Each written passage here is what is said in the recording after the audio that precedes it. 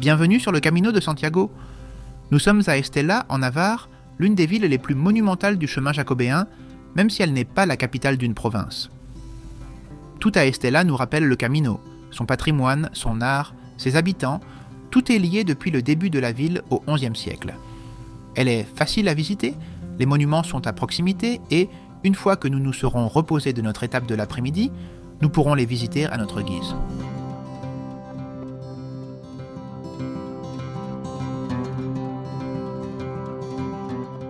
Les points forts d'Estella sont le palais royal, l'église de Santo Sepulcro, le couvent de Santo Domingo, l'église de Santa Maria Ius del Castillo.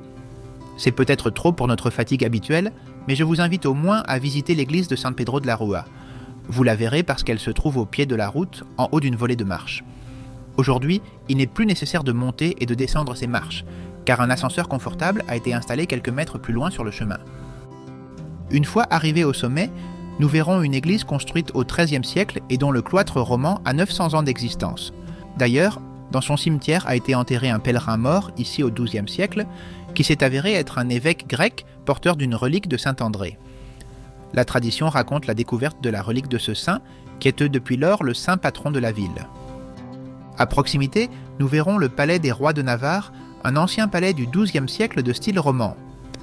L'une de ses façades donne sur la charmante plaza de San Martín, avec sa fontaine, populairement connue sous le nom de los Chorros ou de la Mona. Les pèlerins du XXIe siècle ont une autre raison de penser à cette ville. Saviez-vous que nous devons beaucoup à Estella ? Lorsque la route était presque morte, vers les années 60, un groupe d'habitants d'Estella, amoureux de l'art et de la culture, a compris que la route n'était pas une chose du passé. Elle devait sortir des livres d'histoire et redevenir une réalité. Ils se sont rendus en pèlerinage à Santiago, et ce voyage a été rendu public par une vidéo publiée dans El Nodo, le journal télévisé de l'époque, qui a servi de haut-parleur dans tout le pays.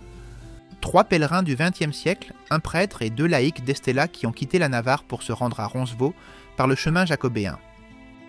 Ils décident de fonder une association d'amis du Camino, la première du genre en Espagne. Ils ont publié une revue jacobine et lancé une conférence culturelle sur le Camino. Grâce à eux, l'intérêt pour le chemin jacobéen a recommencé à se manifester.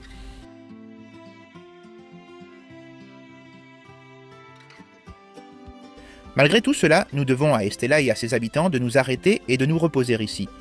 Même si vous êtes fatigués, profitez-en pour visiter certains de ces monuments ou musées. Dans l'application Buen Camino de Santiago, vous trouverez les horaires et les prix mis à jour. Buen Camino!